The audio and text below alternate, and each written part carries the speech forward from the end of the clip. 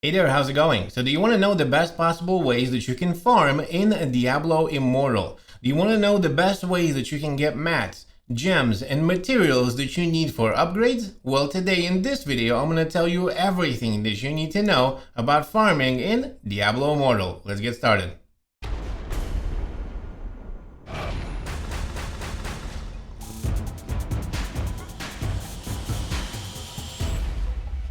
Good morning, good afternoon, and good evening, ladies and gentlemen. My name is Captain Nemo. Welcome to another Diablo Immortal video. Today, we're going to be talking about farming efficiency. We're going to be talking about the best possible way for you to get your gear upgrades, character upgrades, and I'm also going to touch on XP. That's right. Today is going to be a whole video that's going to be covering how you need to upgrade and the most efficient way to do it. Remember, it's going to be chaptered, so you can skip around anytime you like via those chapters. Make sure to smash the like button, hit the subscribe, and stay tuned for the latest content when it comes to Diablo Immortal. So of course, we're going to be talking about efficiency, the best possible way that you can get materials and all of that. If you want to gain character XP, if you want to gain levels, the fastest way to progress as far as leveling goes, I have a fantastic guide for you that covers leveling, how to get to it the fastest possible way, and also even gives you tips on legendaries and how to farm for gold and etc. I'll link that video for you up top. It will go hand in hand with this one, and you should watch that one after you watch this one right here. So as far as materials go, legendary gear and etc., what is the best possible way? Well, really, honestly, depends how much effort you want to put into it.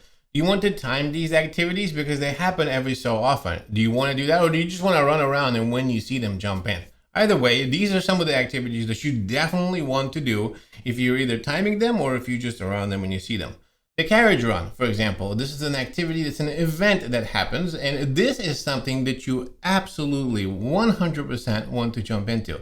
If you see it, jump in, run, make sure that you kill it, make sure that you get, because it provides you lots and lots of upgrade materials that you need. It provides you things that you're going to need for your gear upgrades. It's really, really important. In fact, what you might want to do, the best possible carriers that you can participate in Hell 3 difficulty. So if you can time this right, you might even be able to get more than one of the difficulty levels, right? You might be able to jump in from Hell 1 to Hell 2 to Hell 3. But either way, Hell 3 provides a really, really juicy bonus, so lots of upgrade materials that you need. And if you can time that right, you can upgrade your gear on a steady level all the time. This is definitely one of the ones that you want to participate in. Maybe have a couple of friends in different difficulties scouting them out, and then you can jump back and forth and get them to make sure that you get all three. It's really important, a really good way to just skyrocket in those gear levels. Those carriage runs are really good. Remember, you want to jump into those.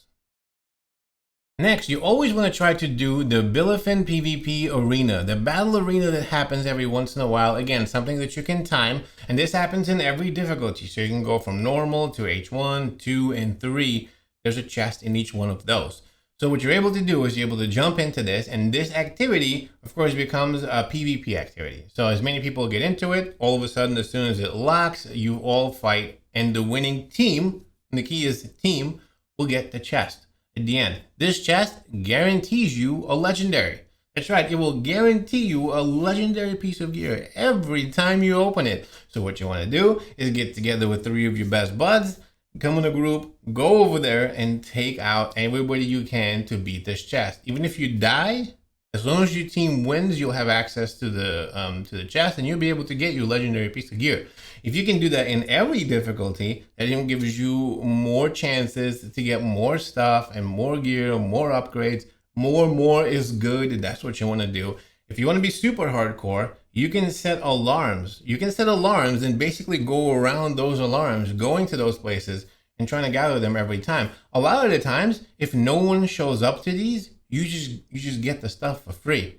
You can just go and scout it out. If there's no one there, just chill out, wait for it, and then boom, you get a free chest with a legendary in it. But remember, if you just show up and then there's no one there, you don't see anybody, it does not mean no one is there. Someone could be sneaky. Someone could be hiding in a bush somewhere, waiting for this event to start to come out there and pop you. So make sure you have, you're watching your back when you're running one of these. It's super fun, but a really good way to farm for legendaries. I mean, another good way to farm for legendaries is the orange mobs, right? If you're walking around and if you ever see one of those orange skulls, it's a guaranteed legendary as well. So go in there and kill it, right? Take down the orange skull, drop a legendary.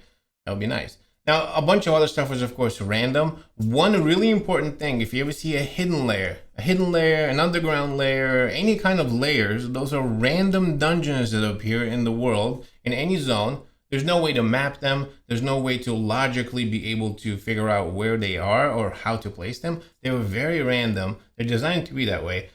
And that they just appear. So if you ever see one, it's 1000% important to just jump into it and take it down and clear the whole dungeon. In fact, I have a couple of guides on the hidden layers. I will link them for you so you can check out all the pro tips you need, which you can extract a lot of stones, real gems, like regular gems, the best way to get them. Seriously, you can get a lot.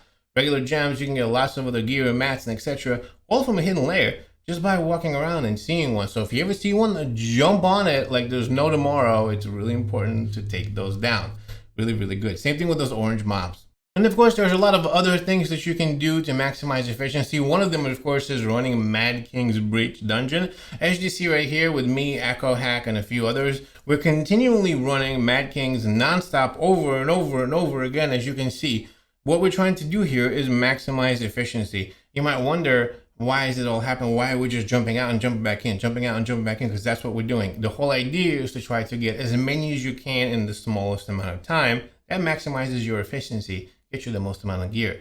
To the point where, like, for example, if you're running this and you are full, your bag is full, we try to, the best way to do this would be to use your, by the way, a pro tip. Did you know that you can portal into town to clear gear while you're in a dungeon?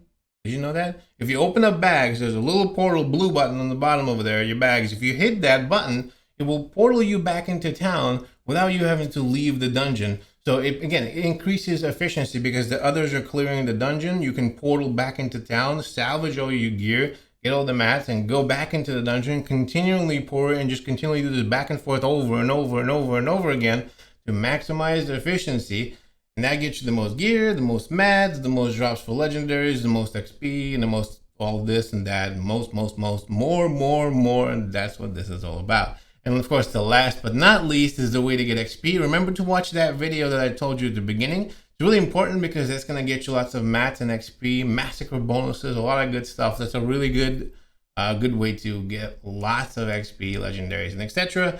I hope you enjoyed this video. If there's anything else you think I missed, let me know down below. I'd love to hear it. Thanks so much for watching. I'll see you in the next one.